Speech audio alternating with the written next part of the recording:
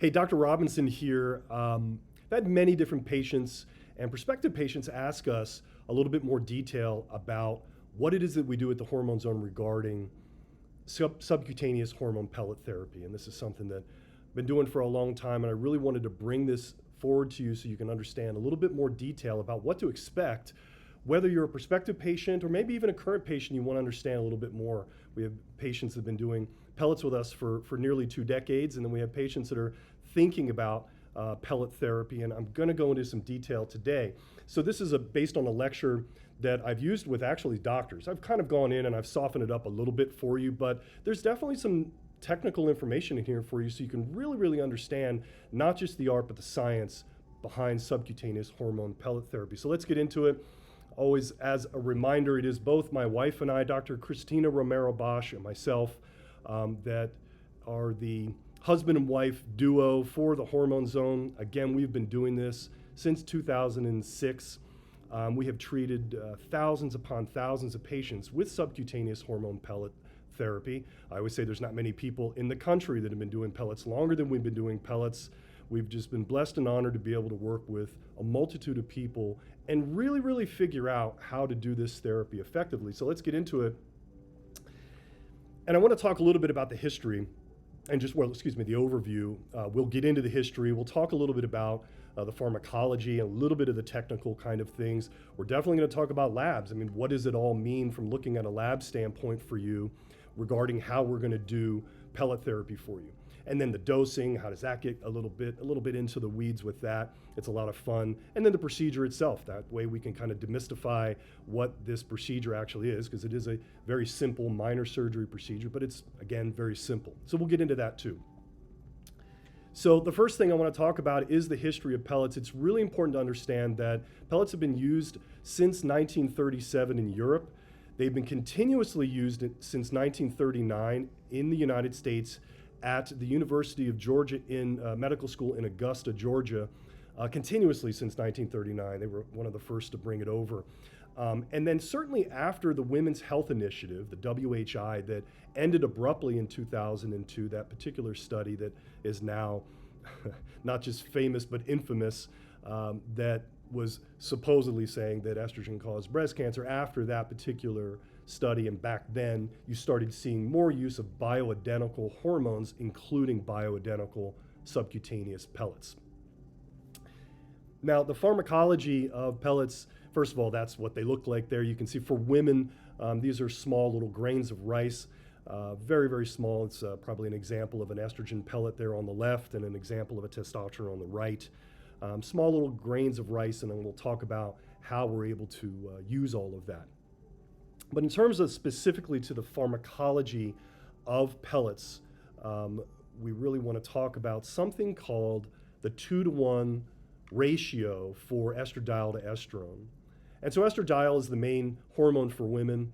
Men have it as well, but maybe we're kind of getting a little bit specific for women. And estradiol is the main hormone, and then the estradiol breaks down into this breakdown product, this metabolite called estrone. And what we understand about estrone is that it is more related to breast cancer. It's more related to being proliferative or growing breast tissue or growing uterine tissue, leading to things like fibroids and other uterine issues. So where estrone is always there, we just want to make sure that estradiol is at the right ratio, which is what it normally is for women who are younger or premenopausal. So we want to make sure that ratio is 2-to-1. And what's great about pellets, unlike other forms of hormone replacement therapy, pellets will maintain, virtually always, a natural estradiol to estrone ratio of 2-to-1. So you can see here too, just you're seeing the number E2, or the sort of reference of E2 versus E1. E2 means estradiol, E1 means estrone. So yes, 2-to-1, that's what we're going to maintain with pellets. And in fact, this particular study here, from going all the way back to 1981, there's many studies with subcutaneous pellets that actually were from the 70s, 80s, and 90s. And this is by Tom et al. And you're seeing here, the blue line is estradiol, the red line is estrone. And you can see once you put the hormone pellets in over about 6 months, which by the way, the pellets will last about 3 to 6 months for both men and women. you can see that we're maintaining that healthy 2-to-1 ratio until you get right around that 6-month mark, and certainly beyond, where the estradiol pellet that we've placed starts to go down, the levels start to go down, and estrone becomes dominant. But this is the great thing about pellets in general. It will maintain this 2-to-1 ratio virtually always. And again, this is a better setup for women regarding breast health and regarding uterine health. Here's another great example of what's actually happening with estradiol to estrone in these different delivery routes. So there's different ways to do hormone replacement therapy. We're obviously talking about subcutaneous hormone pellets right now, but there's other things. There's oral forms, and there's creams, and there's gels, and there's patches. And we can see here, obviously, they're talking about implants as well. But on the far left, what you're looking at there is the estradiol to estrone ratio in the different phases for women in their menstrual cycle. So this is just would be like a premenopausal woman. So F, O, L, and M, so follicular, ovarian, luteal, and menstrual cycles for women throughout that 1-month cycle. And we can see that during ovulation in the middle of the month, or middle of the cycle, I should say, and then luteal right after, this is where you're always going to have that natural 2-to-1 ratio.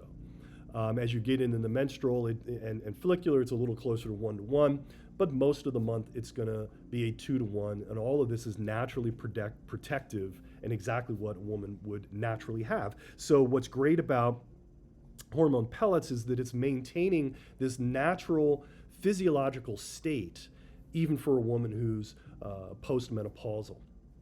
You can also see here with right next to it here the oral option there. The estrone is far higher with things like troches, which is a pretty common route, these oral lozenges. They just, the moment they come in, they're estradiol, you're taking an estradiol lozenge. The moment it comes in, you absorb it through the mouth and through the gut, and it instantly is estradiol in the system, but it converts very, very rapidly to estrone, and the estradiol levels never stay consistent.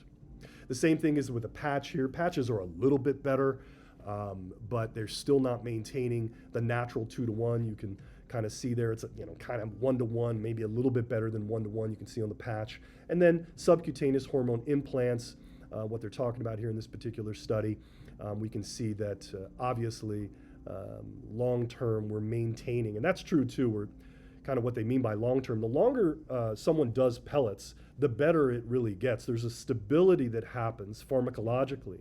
There's a stability that occurs over 3, 6, 9, 12 months and on. The longer you do it, usually the better it gets, and there's a stability that happens. It's really wonderful to witness, and not only just from a lab work standpoint, but how the patient feels. So there are differences. So I'm kind of saying this technical term, pharmacological. There are differences in how these different hormone replacement therapy routes operate. And that's what I want to talk about now. And this is a really, really important slide here, maybe a little bit busy. But what it's showing is over time on the bottom part of the slide, and then hormone levels on the left-hand side there. And then right at the top in the green, it's talking about the optimal range, where we want to keep hormones. So that's the thing with hormone replacement therapy. It's about optimization and keeping those hormones there consistently. It's the most important word here in this whole game. How do we keep the levels consistent? Not just there once in a while, but there virtually always. And that's what we're looking for. So we see this top part of the range. We want to maintain that consistency. Down at the bottom, creams, again, gels are very similar. You slather on the cream, the level goes up a little bit, then it goes back down. You slather it on again, it goes up a little bit, and it goes back down. It's never consistent. Same thing with oral forms. They're variant up and down, never really maintaining into the optimal range for any length of time. It's all over the map. Patches, a little bit better. That's the yellow line that you can see there. A little bit better. You will achieve into the range. But remember, they don't make testosterone patches for women, only estrogen patches. The same thing will happen for men who use testosterone patches. It's just never really fully consistent. And then we can see right at the top there in the green line, the pellets, and it's just implying that it's pumping out the hormone levels, both estrogen and testosterone, for men or women consistently. Now, what I made sure I did there, I did throw in a line there, a blue line there for subcutaneous injections. Not that this lecture here is about subcutaneous injections. Please know we do subcutaneous injections as well, and it works really, really well. I'd put it as a very, very close second to the pellets, but pellets will maintain that consistency amazingly for men and women, but so can those sub-Q injections, and know that that is an option here at the Hormone Zone as well. But again, this is all about pellets, and again, I'm gonna kind of say that it's pretty consistent with how it's pumping out that hormone. So again, as a reminder, what's it doing? We have consistent levels with these hormone pellets. They're highly absorbable. There's compliance. This is a set it and forget it type of situation. We'll talk about the procedure itself here in a little bit, but ultimately it's going to put those hormones into the system and keep those levels consistent over time. And then just the patient just comes in, 2 to 3, 4 times a year, perhaps, the most 4 times a year, but usually it's around 3 times a year to have their pellets easily put in, and it just makes it so incredibly simple for the patient. So there's one of the big advantages for patients. It takes me 5 minutes to do the procedure, and again, they can last between 3 to 6 months. So again, the convenience is there, the physiological normality that is established there for the patient, and therefore there's symptomatic relief. They generally just feel better when the hormone levels are consistent, and that's the key. So getting in a little bit to lab analysis here, patients often want to understand that. I want to explain a little bit here. So if we're talking about women, we are looking at serum, and I've emphasized that we are looking at blood serum levels. There's different ways. There's salivary levels, there's urine type of approaches. That's not how we do it. We focus mostly on serum. We think it's, in the end, far more accurate. I think those other ways can be effective too, but this is definitely the tool that we know how to wield very, very well when we're using serum. So we're going to check estradiol. We're going to check testosterone. We check something called FSH, or follicle stimulating hormone. And we have optimal ranges of that. For estrogen, for women, we're looking somewhere around 50 to 150. For men, we want to keep their estrogen levels down, usually below about 40 or so. For testosterone for women, the optimal range is going to be somewhere around 70 to 150, and the pellets will keep those ranges established very well and maintained very well. For men, it's somewhere around 600-700 up to about 1100. You'll notice there that women have testosterone levels at about roughly 1/10 of men. So they produce testosterone at 1/10 of the amount that men tend to. So we're looking to optimize in ranges like this. So we look at it very, very closely, and probably one of the most important numbers for women that really makes this whole pellet game, and really all of it, even if we are using injections, but certainly with pellets, is using FSH, this blood test called follicle stimulating hormone. And for FSH, we want to keep the levels below roughly 20. And what's great about that is that that level of 20 or less is reflective of what a premenopausal woman would have. So a woman's FSH premenopausally never goes above 20 really for any length of time, really hardly ever. Frankly, most of the time the level is less than 10 for women who are normally cycling. So again, we use this target of 20 or less because when we achieve that, there's normal hormonal physiology that's been achieved, but also typical clinical symptomatic relief is experienced then for women. Once we get it below 20, hot flashes and night sweats and sleeping difficulties and vaginal dryness and these types of things just relieve at that point. And so here's a little bit of a sort of study that for follicle stimulating hormone here. We can see good old Tom and others that did this back in 1981. We can see how once you put the pellets in, the FSH will get below 20 and it will stay there for a length of time. Even after 6 or 7 months, we've seen this. Sometimes it can be even really around 12 months, it can still be well below 20. Just depends on the patient. But this is, again, the fantastic nature of pellets, keeping the FSH at bay because of that consistent flow of estrogen.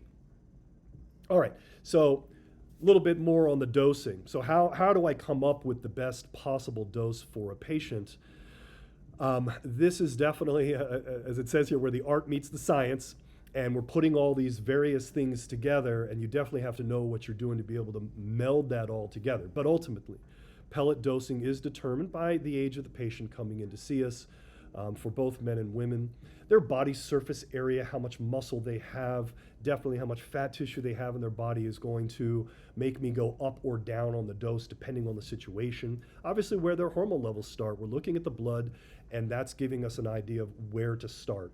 How much activity level? Please know that the more activity level that there is, sometimes even more stress levels there are, the more you use up the hormone, and these things can indicate where the doctor should go with how they should start with the hormones, pellet size, the actual dose.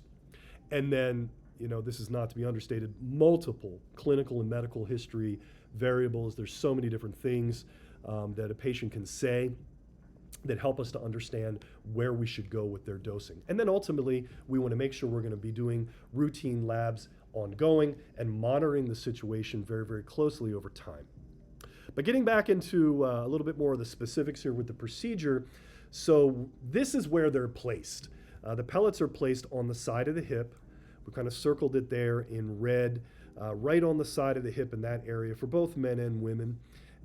And it winds up being perfectly placed. It's kind of protected by the various bony structures that are around in the area.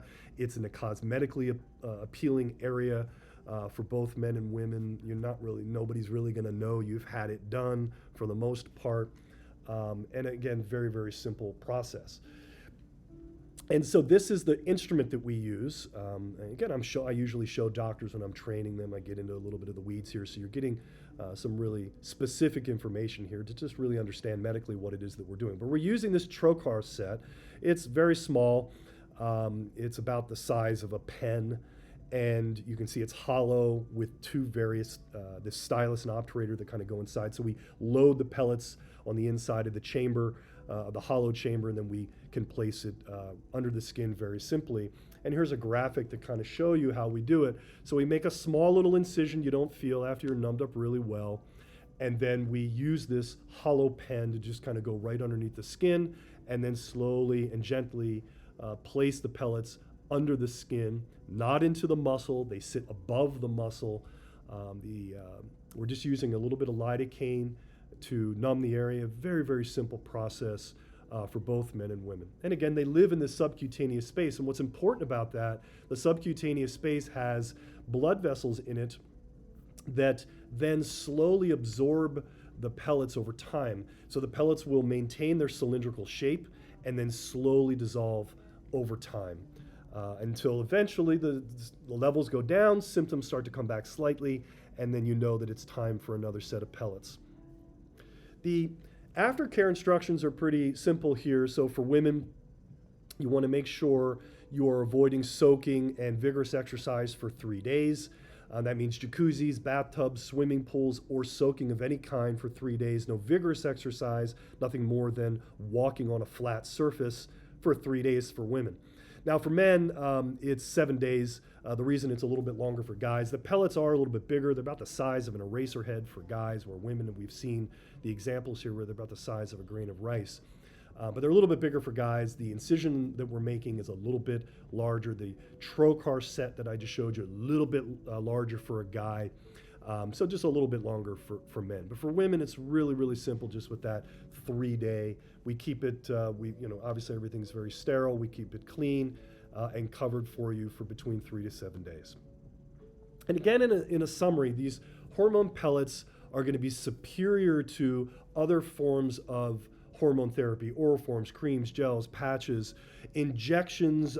The way we do injections, again, I didn't really get into that too much here in this particular video, but injections still can have some variances that pellets tend to not have. But again, the levels are consistent. These hormone pellets are incredibly absorbable. That compliance, as I had mentioned before, it's a set it and forget it situation. You're doing it every 3 to 6 months with a quick 5-minute procedure. And again, we are absolute experts in all of this. My wife and I, with some fun little pictures here, we've just been doing this for a long time. We absolutely love what we do. We love serving patients. We don't believe we're just simply helping patients. We believe it's a higher call, and we believe we're serving you. So we look forward to serving you. If you have any other additional questions, we're all here to answer all this for you, and we'll see you really soon.